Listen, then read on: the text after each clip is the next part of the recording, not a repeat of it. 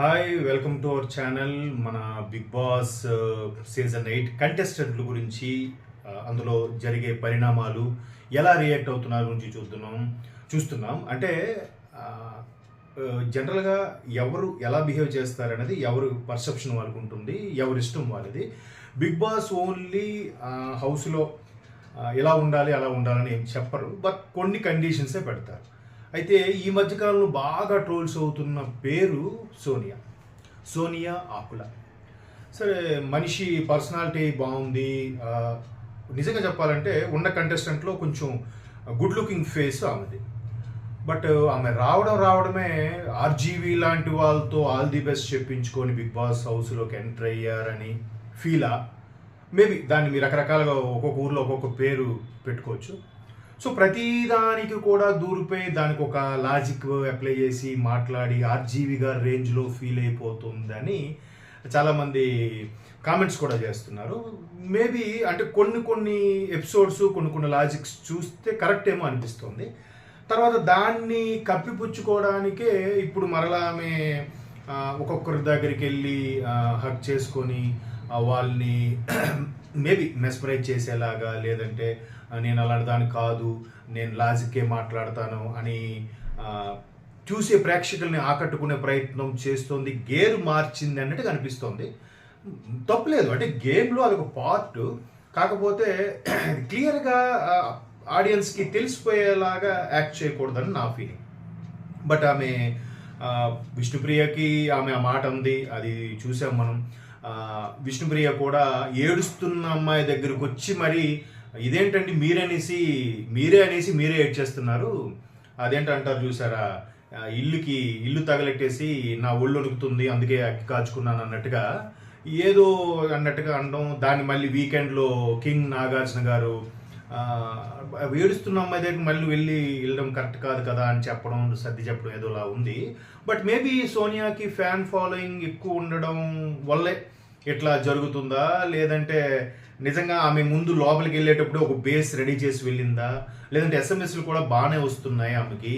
ఈ నేపథ్యంలో ఆమె రకరకాల యాటిట్యూడ్స్తో ఒక్కొక్కరి దగ్గర ఒక్కొక్కలా బిహేవ్ చేస్తుందా ఏంటి అనేది ఒక అందరి పర్సెప్షన్. అంటే నాకు అనిపించింది. మేబీ మన ఛానల్ ఫాలో అవుతున్న వాళ్ళు కూడా ఆ విధంగానే కామెంట్స్ చేశారు, ఆ విధంగానే చెప్పుకుంటూ వచ్చారు.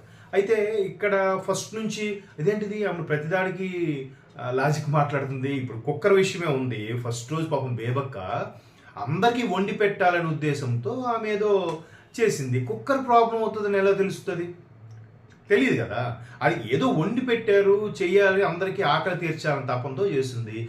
నిన్న అలా అయితే 9కి ఏముంటుంది, నా మూడు వస్తేనే చేస్తా, నా మూడు వస్తేనే పని చేస్తానంటే అది కాదు కదా.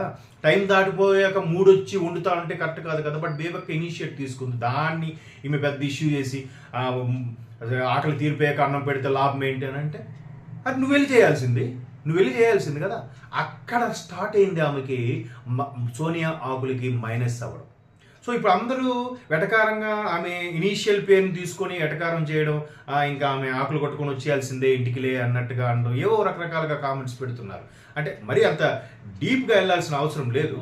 బట్ ఆమె కొన్ని లాజిక్లు ఫస్ట్ వీక్లో ప్రతిదానికి తగుదునమ్మా అంటూ దూరిపోయి లాజిక్ అప్లై చేసి మాట్లాడిందని దాని మీదే ఎక్కువగా ఫోకస్ అయింది. అండ్ మోర్ ఓవర్ నిఖిల్కి తనకి ఉన్న ఫ్రెండ్షిప్ను కూడా, అంటే వాళ్ళిద్దరు దగ్గరగా మూవ్ అయ్యి మాట్లాడుకుంటున్నారు, చాలా చనువుగా ఉంటున్నారు అనే దాని మీద కూడా కొంతవరకు ప్రేక్షకులకు అదే అనిపించింది. అంటే ప్రేక్షకులకు అనిపించేదే నేను కూడా మీ ముందుకు వచ్చి చెప్పడం జరుగుతుంది. అంటే నేను ఆఫీసుల్లో మాట్లాడుకున్నది కానీ, లేదా చాయ్ పాయింట్ దగ్గర మాట్లాడుకున్న దాని మీద సరదాగా ఫ్రెండ్స్ మధ్యలో ఉండే చాట్ కూడా ఈమె బాగుందిరా అమ్మాయి, బాగుంది, కానీ ఆమె యాటిట్యూడే కొద్దిగా డిఫరెంట్గా కనిపిస్తుంది, అంటే ఈమె ఆర్జీవి అనుకుంటుందా అన్నట్టుగా కూడా చాలా టాక్స్ వినిపించాయి.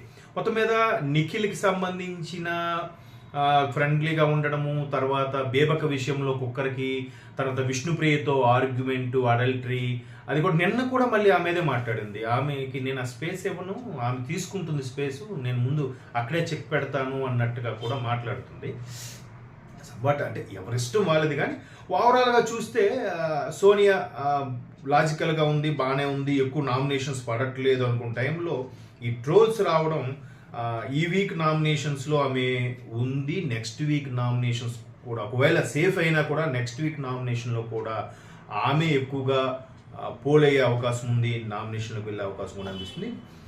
సోనియాకి మనం ఇచ్చే సజెషన్ ఏంటంటే ఇక్కడ నుంచి చాలా జాగ్రత్తగా అందరి కళ్ళు గమనిస్తున్నాయన్నట్టుగా ఉండి హౌస్లో మెయింటైన్ అయితే బాగుంటుంది. లేదంటే కొన్ని వీక్స్కే పరిమితమయ్యే అవకాశం ఉంది. ఇది ప్రేక్షకుల అభిప్రాయంతో నా ద్వారా మీ ముందుకు వచ్చి చెప్తున్నాను.